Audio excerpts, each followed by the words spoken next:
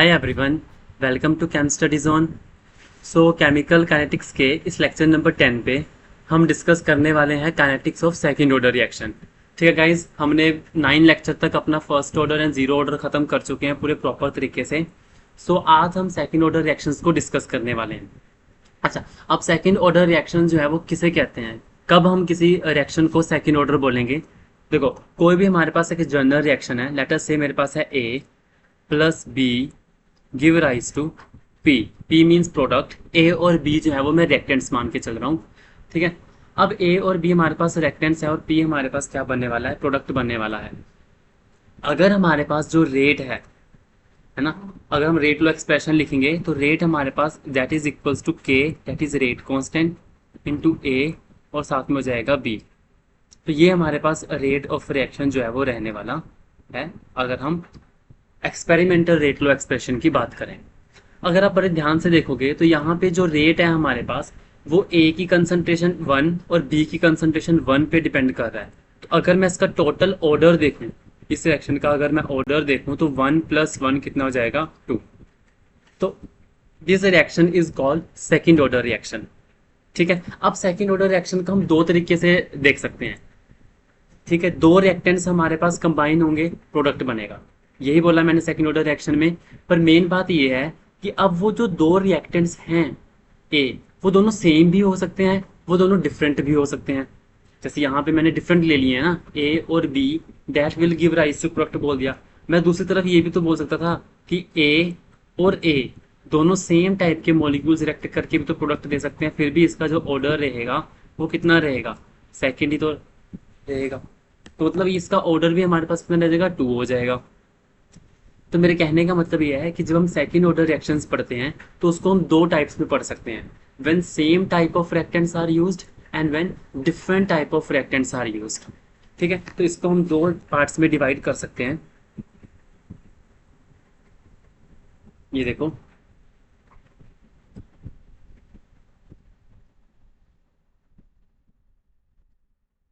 इसमें हम लिख सकते हैं, यहाँ पे हमारे पास क्या है, सेम टाइप ऑफ रिएक्टेंट और एक हमारे पास हो जाएंगे different type of reactants.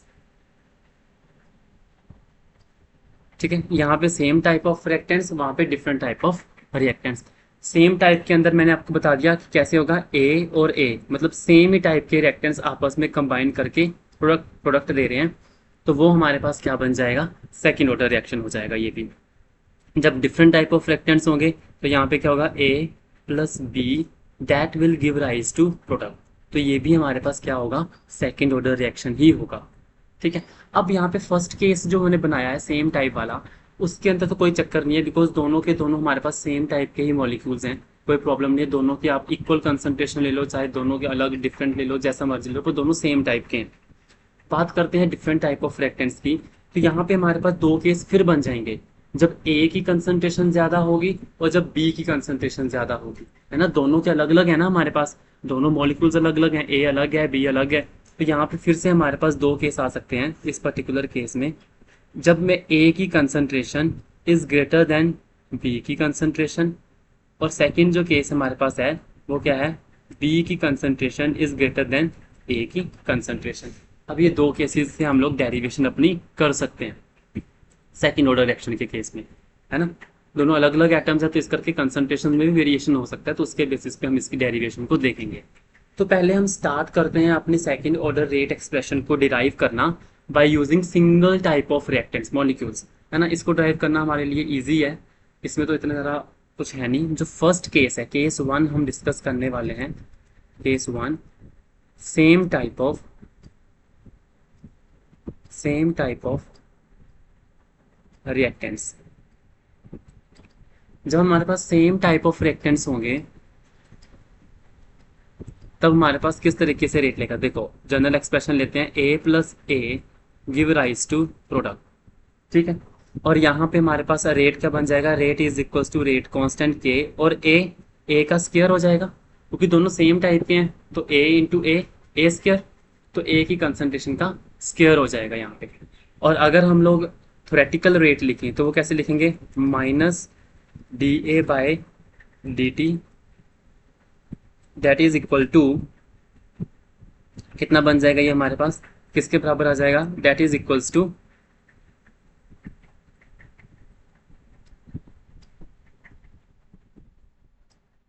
Plus d P by D t, है ना, ऐसे लिख सकते हैं हम लोग। बट हमें क्या करना है, ये जो हमारे पास रेट आया है, ये जो हमने रेट लिखा है ये वाला, इस पर्टिकुलर रिएक्टेंट की टर्म्स में हम यहाँ पे लिखने वाले हैं। मैं आपको बताऊंगा नेक्स्ट जो सेकंड केस पढ़ेंगे वहाँ पे हम प्रोडक्ट की टर्म्स में लिखेंगे। यहाँ पे हम क्या लिखने वाले हैं, अभी रिएक्टेंट की टर्म्स में लिखने वाले हैं। तो मैं ये प्रोडक्ट वाला क्या कर देता हूँ, इरेज कर दूंगा, ठीक है। इसकी टर्म्स में हम नेक्स्ट वाले उसमें लिखेंगे। अब ये जो रेट है, ये जो नंबर 1 पे हमारे पास इक्वेशन बनी और नंबर 2 पे, इन दोनों को क्या कर देंगे, इक्वल इक्वेट कर देंगे। तो हमारे पास एक डिफरेंशियल रेट लो एक्सप्रेशन बन जाएगा। मैंने आपको कहा था जब कभी भी हम ऐसे डेरिवेशंस करते हैं, फर्स्ट ऑर्डर में भी हमने यही करा, जीरो ऑर्डर में भी हमने यही करा, तो यहाँ पे भी हम यही करने वाले हैं। जो हमारे पास थ्योरेटिकल रेट होता है उसको हम लोग इक्वेट कर देंगे एक्सपेरिमेंटल रेट लो एक्सप्रेशन के, दोनों को इक्वेट करके एक डिफरेंशियल फॉर्म बना देंगे। फिर हम उस डिफरेंशियल फॉर्म का आगे जाके इंटीग्रेशन ले लेंगे, और इंटीग्रेशन लेने के बाद हमारे पास क्या हो जाएगी, एक इंटीग्रेटेड रेट एक्सप्रेशन डिराइव हो जाएगी, ठीक है। इतना सा हमारा काम रहता है। ये हर किसी ऑर्डर ऑफ फ्रैक्शन में सेम ही कार्य हमारा रहता है। तो चलते हैं इसमें थोड़ा सा देखते हैं इसकी डेरिवेशन कैसे होती है आगे जाके। तो बन जाएगा minus d A by D t that is equals to k into A का स्क्वायर हो जाएगा, और यहाँ पे बन जाएगा minus d A that is equals to k A square, मैं इसके नीचे लेके जा रहा हूँ, और यहाँ पे के डी टी आ जाएगा, ठीक है। अब मैं इसको थोड़ा यहाँ लिख देता हूँ, ये बन जाएगा मेरे पास D A by D T, sorry D T नहीं, D A by A square that is equals to minus K D T, ठीक है। हमारे पास इक्वेशन बन चुकी है। अब हम क्या करेंगे, इंटीग्रेट कर देंगे, इंटीग्रेट कर देंगे। इंटीग्रेशन करेंगे d A by A square, d A by A square that is equals to minus k, तो कांस्टेंट है तो डी टी की इंटीग्रेशन हो जाएगी। और यहाँ पे हम कहाँ से करने वाले हैं, ए नोट से स्टार्ट होके ए टी तक, और टी का टाइम टी जीरो से स्टार्ट होके टी तक। अच्छा, अब हमारे पास ये वाली जो इंटीग्रेशन है इसका क्या फॉर्मूला होता है, मैं आपको इस साइड में बता देता हूँ थोड़ा सा इसका फॉर्मूला क्या रहता है हमारे पास। देखो, अगर हमारे पास है 1/x² dx की इंटीग्रेशन करनी है, तो इसकी इंटीग्रेशन कैसे करेंगे, ये x की पावर अगर मैं ऊपर ले जाऊं तो ये बन जाएगा -2 इंटू डी एक्स, ऐसे लिख सकते हैं हम लोग इसको। 1/x² को हम लोग x की पावर -2 लिख सकते हैं जब हम ऊपर लेके जाएंगे। इंटीग्रेशन में क्या करते हैं, इस फॉर्मूले को x के साथ -2 + 1 डिवाइडेड बाई -2 + 1, इंटीग्रेशन में हम +1 करते हैं और डिफरेंशियल में -1 करते हैं, है ना। ये फॉर्मूला होता है हमारे पास, किसका फॉर्मूला होता है, जैसे x raise to power n का फॉर्मूला है। मैं आपको इसको ना x raise to power n की टर्म्स में लिख के समझाता हूँ ताकि आपको फॉर्मूला पता लग जाए, ठीक है। x की टर्म्स में n, x n की टर्म्स में चलते हैं, ठीक है। अब इसका क्या फॉर्मूला बन जाएगा, x की पावर ऊपर बन जाएगा -n इंटू डी एक्स बन जाएगा, ये वाली बन जाएगा। अब हमारे पास क्या बन जाएगा, इसका फॉर्मूला क्या होता है हमारे पास, x raise to power -n + 1 और नीचे भी -n + 1 बन जाएगा इंटू डी एक्स। अब n की वैल्यू यहाँ पे हमारे पास कितनी है, 2 है, तो बन जाएगा x की पावर -2 + 1 और नीचे बन जाएगा -2 + 1, और यहाँ पे मेरे पास क्या बन जाएगा, x की power -1/-1 and that is equals to ये देखो, है ना, ऐसे करके। एंड दैट यहाँ पे मैंने n की वैल्यू क्या पुट कर दी है, 2 पुट कर दी है, तो मेरे पास यहाँ पे ये फॉर्मूला स्टार्ट हो गया और ये बन गया मेरे पास -1/x। ये हमारे पास वैल्यू आ जाएगी इसकी। अब x की जगह पे a है हमारे पास यहाँ पे, तो यहाँ बन जाएगा -1/a। ये इंटीग्रेशन का फॉर्मूला होता है, इसको हमें याद रखना पड़ेगा। तो ये बन जाएगा -1/, और यहाँ पे हमारे पास लिमिट्स क्या है, at है ऊपर और नीचे क्या है a0 that is equals to -k, और t की हमारे पास लिमिट्स क्या है, t और 0, ठीक है। आई होप आपको ये अंडरस्टैंड हुआ यहाँ तक का स्टेप। इस जस्ट सिंपल मैथमेटिक्स है और कुछ नहीं है इसके अंदर। अब हम क्या करने वाले हैं, upper limit minus lower limit, तो -1/80 और माइनस फिर बन जाएगा -1/80 A naught that is equals to minus K T minus 0, upper limit minus lower limit कर देंगे तो बन जाएगा -1/80 माइनस माइनस प्लस हो जाएगा 1/a0 that is equals to -80। ठीक है, यहाँ तक पहुंच गए हम लोग। अब हम लोग क्या करेंगे, इसके बाद हमारे पास बन जाता है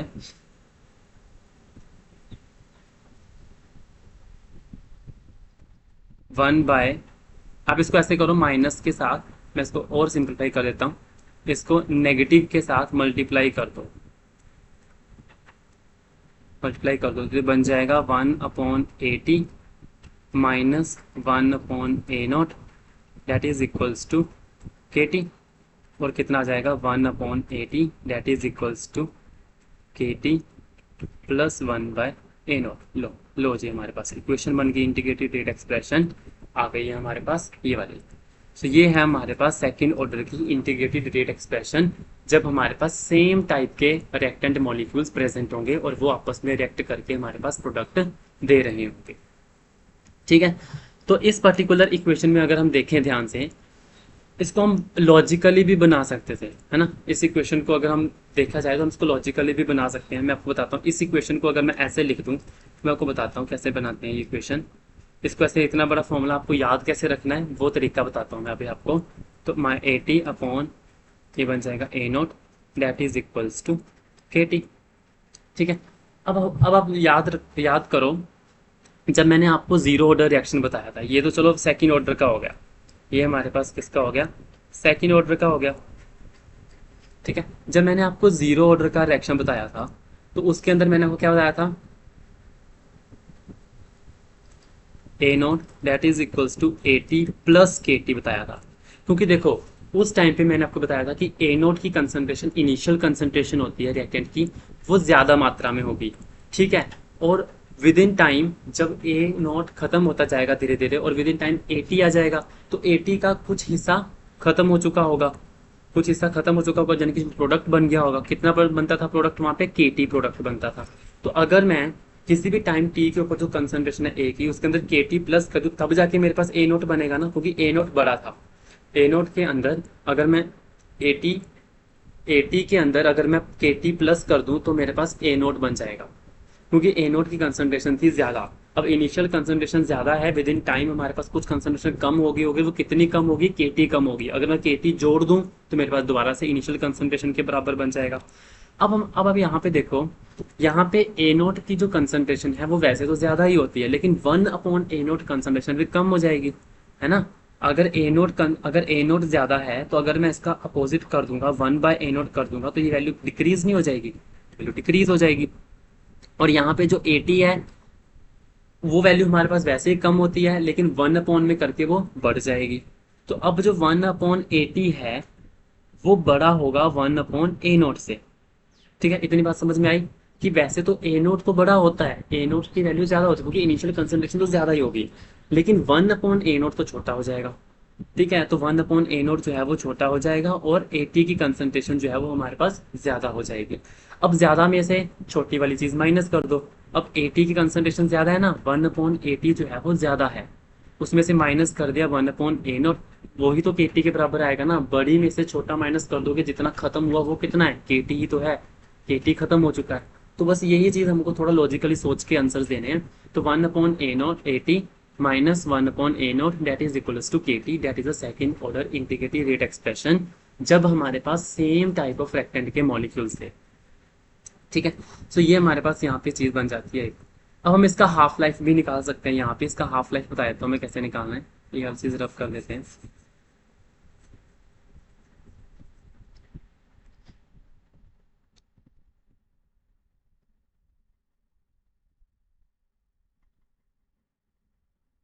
हाफ लाइफ होता है हमारे पास टी हाफ। अब टी हाफ जो है वो हम कैसे निकालेंगे, देखो टी हाफ निकालने के लिए इसका मतलब किसी भी टाइम टी के ऊपर आधी कंसंट्रेशन खत्म हो चुकी है और आधी बची हुई है, हमें बची हुई से मतलब है, तो बची कितनी है, डेट इज 80। 80 कितनी बची हुई है, a0 का आधा बची हुई है, यानी कि 1/2 ऑफ a0। तो इस इक्वेशन में ये वैल्यू पुट कर दो, तो बन जाएगा 1/a0, a0 डिवाइड बाई 2, 2 चला जाएगा हमारे पास ऊपर, minus one by A naught that is equals to के टी इंटू हाफ। ठीक है, यहाँ तक हमारे पास हो गया। अब हम लोग क्या करने वाले हैं, अब हम लोग इसमें से one by A naught minus common निकाल लेते हैं, one by A naught common निकालेंगे और बच जाएगा हमारे पास two minus one that is equals to के टी हाफ। और टू माइनस वन कितना हो गया, वन, तो वन बाय ए नोट और साथ में के आ जाएगा नीचे।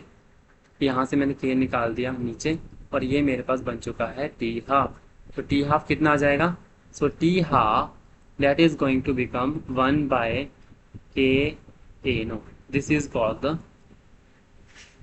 half lifetime for the second order reaction.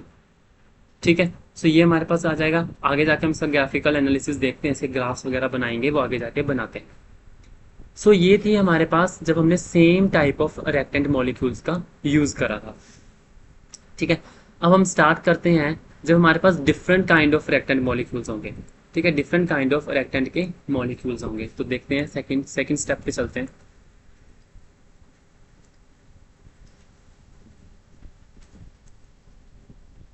Different type of reactant. Different type of reactants में क्या होगा, मेरे पास ए है प्लस बी है, that will give rise to product P. ठीक है, अब हमारे पास किसी भी टाइम टी के ऊपर, अगर मैं इसको थोड़ा सा स्पेस दे के लिखता हूँ, इधर मेरे पास ए है प्लस यहाँ पे मेरे पास बी है और यहाँ पे मेरे पास बन चुका है प्रोडक्ट पी। किसी भी टाइम टी जीरो के ऊपर इसकी कंसंट्रेशन ए होगी, इसकी कंसंट्रेशन बी होगी और उस टाइम पे प्रोडक्ट नहीं बना होगा। ठीक है, ये तो वही बेसिक बातें हैं। अगर किसी भी टाइम टी के ऊपर देखा जाए, किसी भी टाइम टी के ऊपर देखा जाए तो इसमें से कुछ हिस्सा खत्म हो चुका होगा तो a माइनस एक्स कर देंगे और b में से भी कुछ हिस्सा खत्म हो चुका होगा तो b माइनस एक्स कर देंगे और इधर हमारे पास प्रोडक्ट में x बन गया होगा। ठीक है, अब मैं ये बोल रहा हूँ कि जब हमने इसका लिखना है रेट, चलो पहले रेट लिख देता हूँ। इसका रेट कितने बराबर आ जाएगा, रेट इज इक्वल्स टू, किसी भी टाइम t के ऊपर रेट निकालते होते हैं हम लोग, है ना, तो that is equals to rate constant k और ये बन जाएगा a माइनस एक्स और बन जाएगा b माइनस एक्स बन जाएगा।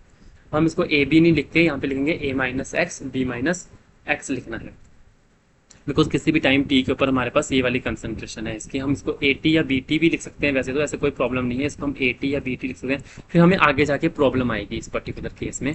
तो यहाँ पे हम लोग A minus x B minus X ही लिखेंगे। अच्छा, द इम्पोर्टेंट थिंग इज कि यहाँ पे जो सेकेंड वाले जो हमने रेट लिखना है, जो थ्योरेटिकल रेट लिखना है, वो हम प्रोडक्ट की टर्म्स में लिखेंगे। अब रिएक्टेंट की टर्म्स में हम इस करके नहीं लिखेंगे, बिकॉज यहाँ पे रिएक्टेंट डिफरेंट है हमारे पास, एक ए रिएक्टेंट है और एक बी रिएक्टेंट है। तो आप किसके साथ इक्वेट करोगे, क्योंकि मैं आपको बताता हूँ कैसे लिखना है। जैसे देखो फॉर एग्जांपल, अगर आप ऐसे रेट लिखते हैं d A by D t लिखते हैं, फिर आप कैसे लिखते हैं d b by D t लिखते हैं, minus d b by D t लिखेंगे, फिर हम इसको लिखेंगे d P by D t लिखेंगे। अब आप किसको उठाओगे, इसको इसके साथ इक्वेट करोगे या इसको इसके साथ इक्वेट करोगे। अगर आप रेक्टेंट की टर्म्स में भी इक्वेट कर रहे हो तो आपको या तो ए की टर्म्स ए के साथ इसको इक्वेट करना पड़ेगा ऊपर वाली इक्वेशन को, या बी की टर्म्स में भी करना पड़ेगा। समझ रहे हो मेरी बात, तो फिर दोनों को इक्वेट करना मुश्किल हो जाएगा हमारे लिए, ऑब्वियसली मुश्किल हो जाएगा। बिकॉज अगर आप इसको ए के साथ, मतलब इस वाले के साथ इक्वेट करते हो, इस वाले टर्म्स के साथ इक्वेट करते हो ऊपर वाली इक्वेशन को, तो फिर आपके पास बी वाला एज सच रह जाएगा, बी वाला आगे इंटीग्रेट नहीं होगा, है ना, क्योंकि ये तो ए की टर्म्स में निकलेगा। अब अगर आप बी के साथ इसको करते हो तो फिर ए वाला अकेला रह जाएगा, क्योंकि इसके अंदर ए की टर्म में नहीं है, इसके अंदर बी की टर्म नहीं है। आई होप आप अंडरस्टैंड कर पा रहे हो कि दोनों अलग अलग रेक्टेंट्स होने की वजह से आप इसको इक्वेट नहीं कर सकते हैं। प्रैक्टिकल रेट को उसके साथ इक्वेट करना थोड़ा मुश्किल हो जाएगा, सॉल्व करना मुश्किल हो जाएगा। तो हमारे पास एक ही ऑल्टरनेटिव है कि हम इसको प्रोडक्ट की टर्म्स में इक्वेट कर दें, क्योंकि प्रोडक्ट तो दोनों से ही बनता है ना, ए और बी दोनों से मिलकर ही प्रोडक्ट बनेगा। तो प्रोडक्ट में तो दोनों के कैरेक्टर्स होंगे, तो हम इसको प्रोडक्ट की टर्म्स में लिखेंगे। ठीक है, आई होप आप ये अंडरस्टैंड कर पाए। तो मैं इसको थोड़ा इरेज कर देता हूँ यहाँ पे, ताकि थोड़ा साफ हो जाएगी। ठीक है, अब हम इसको क्या करेंगे, इसको ऐसे लिखेंगे, रेट इज इक्वल्स टू, देखो प्रोडक्ट में भी मैं एक्स की टर्म्स में लिखूंगा क्योंकि मैंने सारा कुछ एक्स की टर्म्स में रखा है। ठीक है, तो ये बन जाएगा d x by D t. अब ये दोनों में आ जाएगा, एक्स इसमें भी है एक्स इसमें भी है, तो प्रोडक्ट के साथ इक्वेट करना हमारे लिए क्या हो जाएगा, इक्वेशन आसान हो जाएगी डिराइव करना। समझे मेरी बात, तो आप ऐसे याद रख सकते हैं ना इसको। अब मैं इसको इक्वेट करता हूँ तो क्या बन जाएगा, ये D x by D T minus नहीं आएगा, प्लस आएगा, क्योंकि प्रोडक्ट की टर्म्स है ना हमारे पास। ये बन जाएगा K A minus X into B minus X बन जाएगा, सिंपल। अब एक्स वाले इकट्ठे कर लो, अब एक्स वाले क्या कर लेंगे, इकट्ठे कर लेंगे। कैसे बन जाएगा, 1 A minus X into B minus X into D X that is equals to K D T. बस आगे हमारे पास अब हमने इंटीग्रेशन करनी है, लेकिन इंटीग्रेशन करने से पहले पहले इस टर्म को बड़े ध्यान से देखो। ये वाला टर्म ये जाएगा सब पार्शियल फ्रैक्शन की टर्म्स में। हम इसको क्या करेंगे, इसको पार्शियल फ्रैक्शन की टर्म्स में लिखेंगे। ये मैथमेटिक्स में हम पढ़ते होते हैं पार्शियल फ्रैक्शन में लिखना, ठीक है। मैं आपको छोटे से तरीके से बता देता हूँ कि कैसे लिखते हैं, ठीक है। अदरवाइज आप मैथमेटिक्स में जाके, उसमें मैथ्स में जाके आप पढ़ सकते हैं, उसकी बुक में होता है ये पार्शियल फ्रैक्शंस की टर्म्स में लिखना, ठीक है। यहाँ पे तो मैं आपको एक ट्रिक के साथ बता दूंगा, बिकॉज हमें यहाँ पे इतनी मैथमेटिक्स का वो पढ़ेंगे, ज़रूरत नहीं है इतनी ज़्यादा। तो इसको छोटे से तरीके के साथ सीख लो कि कैसे देखना है हमने इसको, क्योंकि इसको ऐसा इंटीग्रेट करना बहुत मुश्किल है। 1 A minus x B minus X को इंटीग्रेट करना बहुत मुश्किल हो जाएगा। इसको पार्शियल फ्रैक्शन की टर्म्स में लिखना है। देखो पार्शियल फ्रैक्शन, अब यहाँ पे हमारे पास ज़रूरत पड़ेगी कि ए की कंसंट्रेशन बड़ी है या बी की कंसंट्रेशन बड़ी है ए से, है ना। यहाँ पे हमें ज़रूरत पड़ने वाली है कि ए की कंसंट्रेशन ज़्यादा है या बी की कंसंट्रेशन ज़्यादा है। तो मैं क्या करता हूँ, मैं इस इक्वेशन को दो हिस्सों में ब्रेक कर लेता हूँ। कैसे, के डी टी था। अब मैं ये जो मेरे पास इक्वेशन बनी है, अब यहाँ से हमने बात करनी है कि मेरे पास अगर ए की कंसंट्रेशन बड़ी है बी से, और दूसरी तरफ अगर बी की कंसंट्रेशन बड़ी है ए से, तब हमारे पास पार्शियल फ्रैक्शन में हम इसको कैसे कन्वर्ट करेंगे, ठीक है। देखो जिसकी भी कंसंट्रेशन बड़ी होगी, देखो बीच में माइनस का साइन लगाना है, जिसकी भी कंसंट्रेशन बड़ी होगी उसके साथ माइनस लगाना है, बस सीधी सी बात है, इतनी बात याद रखनी है। कैसे करेंगे इसको, देखो 1 ये बन जाएगा b minus x minus 1 A minus X. ये समझ आया कैसे करा मैंने, ये मैंने कैसे कर दिया। पार्शियल फ्रैक्शन का मतलब है कि ये जो हमारे पास इक्वेशन जो ऊपर लिखी है हमारे पास ये वाली, ये रहनी तो यही चाहिए। आप इसके अंदर कुछ प्लस माइनस कर सकते हैं, जैसे आप लोग मैथ्स में नहीं पढ़ते होते हैं। जैसे हमारे पास कोई इक्वेशन होती है, हम उसके अंदर क्या करते हैं कि एक्स से मल्टीप्लाई कर दो और एक्स से डिवाइड कर दो, क्योंकि अगर हम एक्स से एक्स काट भी देंगे तो भी हमारे पास वही इक्वेशन एज सच फॉर्म में रहेगी, है ना कुछ प्लस कर देते हैं, वही वही टर्म माइनस कर देते हैं, वही प्लस कर देते हैं। जैसे कि होता है ना -2 कर दो +2 कर दो, क्योंकि वो कट के वही सेम ही तो बन जाएगा, क्योंकि हमने एक नई इक्वेशन बनानी होती है। तो इसके अंदर पार्शियल फ्रैक्शन का भी यही मतलब है कि इक्वेशन ओवरऑल बननी तो ये ऊपर वाली ही चाहिए, ये वाली ही ऊपर वाली इक्वेशन ही बननी चाहिए, बट हम इसको किसी और टर्म्स में लिखेंगे ताकि हमारे लिए इंटीग्रेशन करना आसान हो जाए, ठीक है। तो वही चीज़ हम देख रहे हैं, इसके अंदर क्या ऐसा प्लस माइनस करें कि ओवरऑल टर्म यही बननी चाहिए जो ऊपर बनी हुई है इक्वेशन में। सो हम यहाँ पे स्टार्ट देखो, हमने करा 1/b माइनस एक्स करा, है ना। ए बड़ा था तो ए के साथ माइनस लगा दिया, -1 ए माइनस एक्स कर दिया। अब आप इसका एलसीएम लेके देख लो, देखो ऊपर वाली टर्म बन रही है कि नहीं बन रही।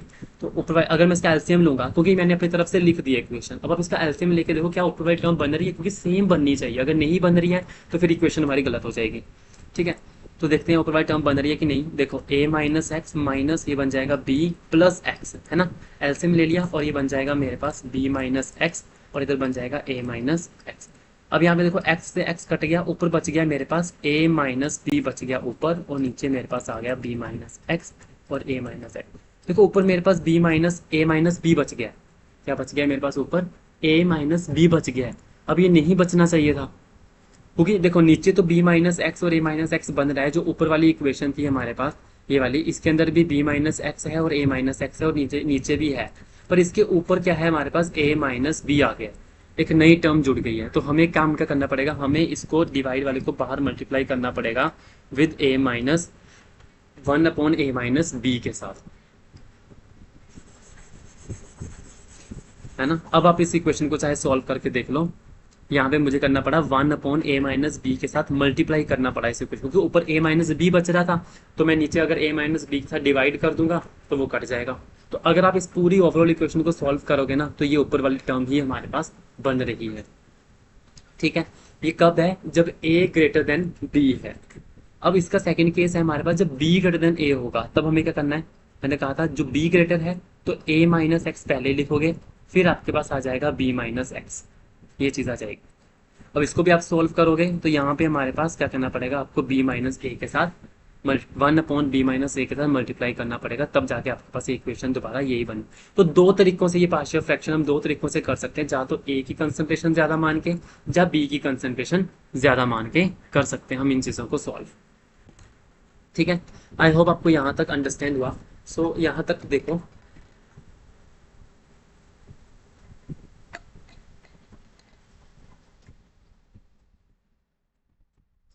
ठीक है, तो हम पहले केस से स्टार्ट कर, देखो आंसर दोनों से इक्वेशन जो है वो सेम ही आने वाली है, इसमें डरने की जरूरत नहीं है। चाहे ए माइनस बी ए की पावर आप मतलब ए की कंसंट्रेशन ज्यादा कर लो, चाहे बी की कंसंट्रेशन ज्यादा करके सॉल्व कर लो, हमारे पास आंसर सेम ही आने वाला है, सेकंड ऑर्डर की इक्वेशन सेम आने वाली है। ठीक है, तो मैं बी ए की जो कंसंट्रेशन है वो ज्यादा मान के चलता हूँ, मतलब पहले वाले केस से मैं आपको डिराइव करके बताता हूँ इस इक्वेशन को कैसे करना है। सेकंड वाला केस भी मैं आपको करवा दूंगा, पर दोनों से आंसर सेम ही आने वाला है, वो मैं बता दूंगा, उसमें से माइनस बस कॉमन लेना था हमें। ठीक है, सो ए जो है उसकी कंसंट्रेशन ज्यादा है बी से। कैसे सॉल्व करेंगे इसको, अब बस हमने ऊपर वाली जो इक्वेशन थी उसके अंदर वैल्यूज ही पुट करनी है, तो क्या बन जाएगा ये हमारे पास, देखो 1/a-b 1/b-x माइनस 1/a-x, और साथ में हमारे पास क्या हो जाएंगे, दैट इज इक्वल्स टू के dt। ठीक है, तो ये हमारे पास बन गया। अब हमने करना क्या है, इसके साथ हमारे पास dx भी था ना, इसके साथ dx भी आ जाएगा। अब हमने करना क्या है, इसको इंटीग्रेट करना है ना, इंटीग्रेट करो,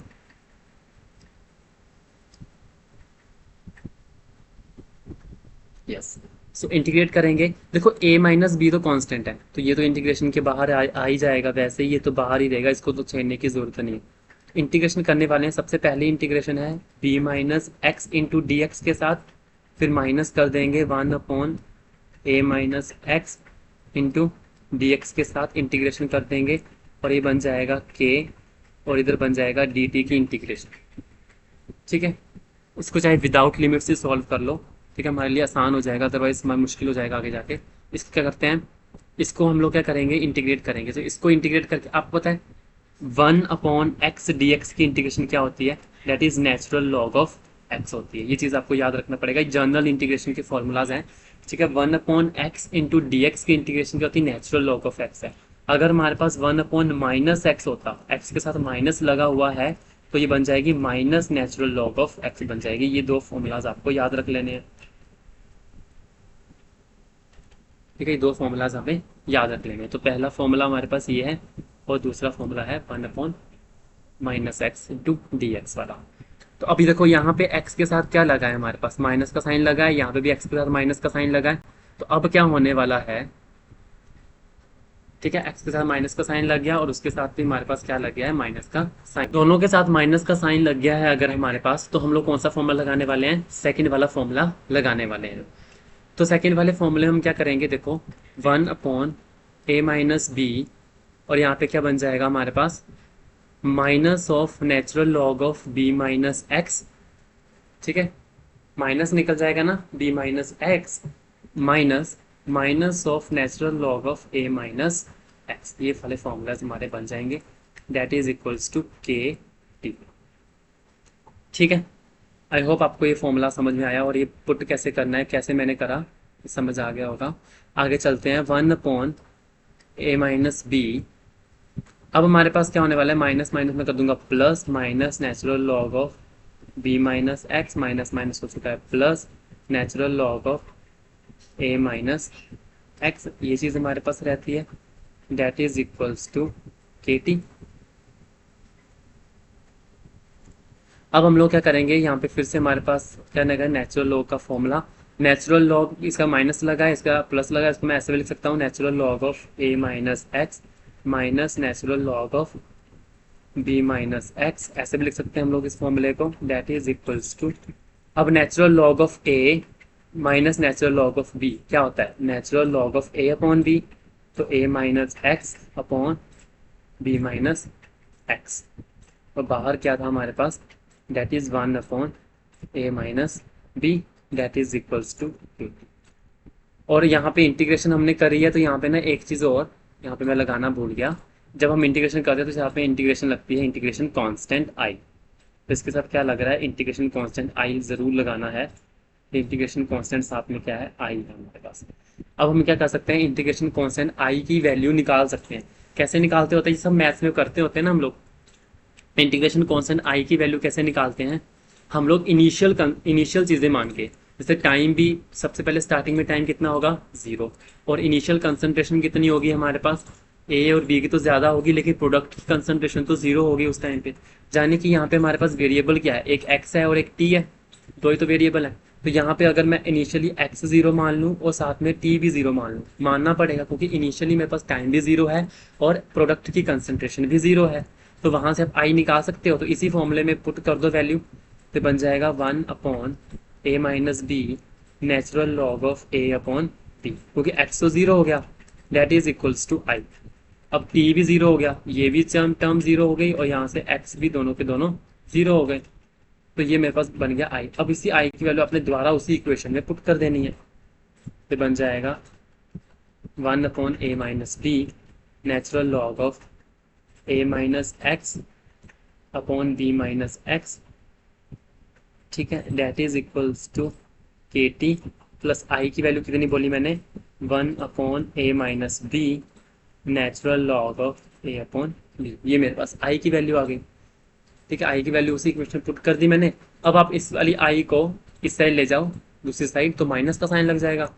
तो 1/a-b natural log of a minus x upon b minus x minus 1/b natural log of a upon b that is equals to के टी। अब a अपॉन b कॉमन आ जाएगा, तो 1/a माइनस b कॉमन आ गया और अंदर बच गया natural log of a minus x upon b minus x minus natural log of a upon b। अब आप यहाँ पे देखो, इस पूरी चीज को आप क्या मान सकते हो, नेचुरल लॉग a, ये natural log a minus natural log b। तो क्या बन जाएगा, natural log a upon b। तो यहाँ पे बन जाएगा natural log a upon b। तो a minus x, b minus x और बड़ा करके a अपॉन b। अब b चला जाता है ऊपर और a चला जाएगा इसके साथ। तो मैं इसको सीधा लिख देता हूँ, कैसे लिख दूंगा, मैं इसको सीधा लिख देता हूँ। तो ये बन जाएगा मेरे पास a minus x, B minus x, और इनके साथ मल्टीप्लाई क्या हो जाएंगे, ऊपर b आ जाएगा और नीचे आ जाएगा a। और बाहर क्या लगा है हमारे पास, 1/a minus b that is equals to k. ठीक है, तो ये हमारे पास क्या बन गया, फॉर्मूला बन गया। तो क्या फॉर्मूला बना हमारे पास, k t is equals to 1/a minus b natural log of b a minus x upon a b minus x. ठीक है, ये जो है हमारे पास फॉर्मूला आता है। This is integrated rate expression for second order kinetics when there are two different reactants are going to be reacted and giving products। ठीक है, सो ये वाला फॉर्मूला हमारे पास इस तरीके से यहाँ पे आ जाता है। आई होप आपको ये फॉर्मूला अंडरस्टैंड हुआ, किस तरीके से हमने स्टेप करे। कुछ भी नहीं है, बस इंटीग्रेशन आनी चाहिए और कुछ नहीं होना चाहिए इसके अंदर, ये चीज़ें हमारे पास इजीली सॉल्व हो जाएंगी। अच्छा, अगर हम ये वाला पॉइंट उठाएं, ये वाला, जब बी की कंसंट्रेशन ज़्यादा होगी ए से, ठीक है, तब हम कैसे करेंगे। देखो वैसे फायदा तो कुछ नहीं है, दोनों का आंसर सेम आने वाले हैं, क्योंकि मैंने आपको ए इज ग्रेटर देन बी से करवा दिया है। अब बी इज ग्रेटर देन, जब बी की कंसंट्रेशन ज़्यादा होगी ए से, उससे खुद भी वैसे सॉल्व कर सकते हैं, अगर चाहो तो मैं करवा देता हूँ, उससे कोई प्रॉब्लम नहीं है। ठीक है, तो उसको भी कर लेते हैं, पर आंसर दोनों से सेम आने वाले हैं। वो चलो वही चीज़ चेक कर लेते हैं कि आंसर सेम आ रहे हैं कि नहीं आ रहे हैं। तो जब मेरे पास बी की कंसंट्रेशन ज़्यादा होगी ए से, अब क्या होने वाला है, जब बी की कंसंट्रेशन ज़्यादा होने वाली है तो 1/a माइनस एक्स बन जाएगा माइनस 1/b माइनस एक्स बन जाएगा। ठीक है, और ऊपर हमारे पास क्या रहेगा, देखो ये बनेगा हमारे पास, ये बनाया था मैंने, a minus x minus b minus x और b माइनस a बाहर आ जाएगा। ठीक है, अब इसके साथ लग जाएगा dx और साथ में बन जाएगा इधर kt, हमारे पास ये चीज़ बन जाएगी। ये क्या हो गया, इसको कैसे हटाएंगे? ठीक है,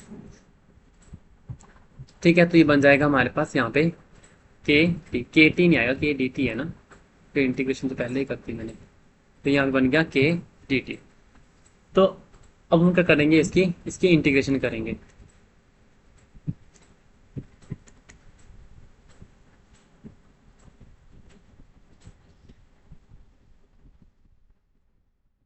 सो ये क्या बनने वाला है, 1/b-a, 1/a-x की इंटीग्रेशन हो जाएगी, -1/b-x की इंटीग्रेशन हो जाएगी हमारे पास।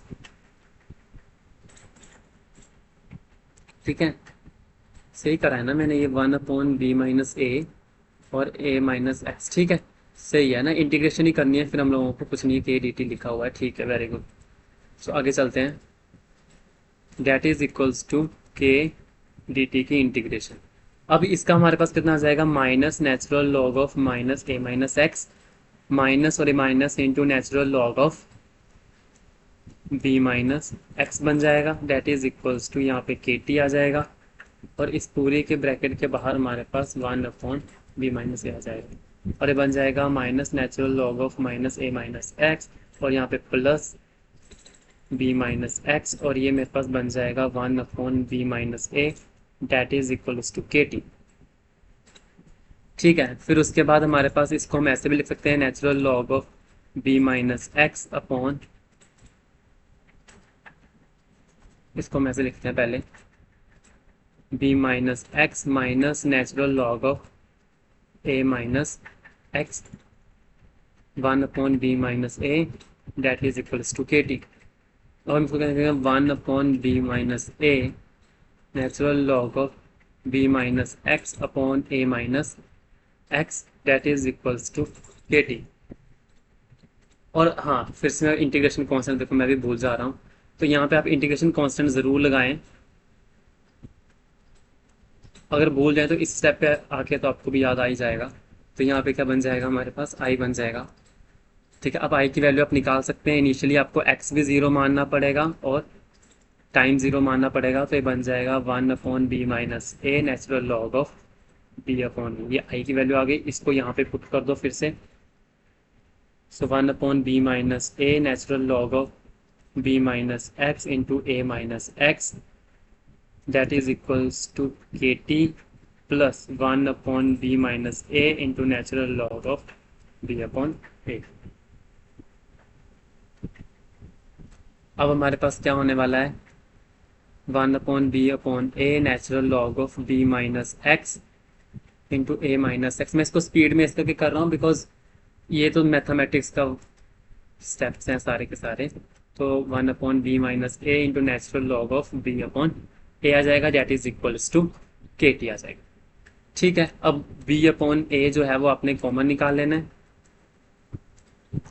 कैसे निकालेंगे, 1/b माइनस ए, अंदर बच जाएगा natural log of b minus x upon a minus x, minus natural log of b upon a, that is equals to के टी।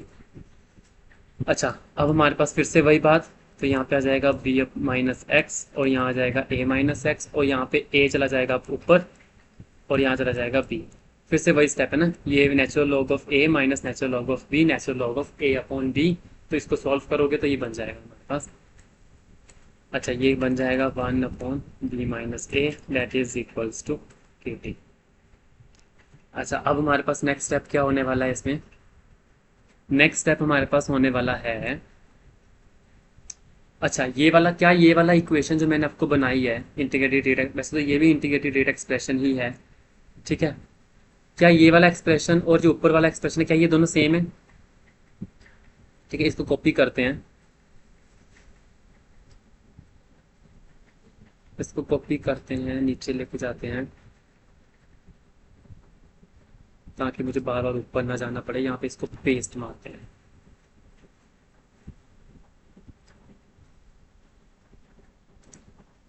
ठीक है, ये मेरे पास, ये मैंने ऊपर करा आपको।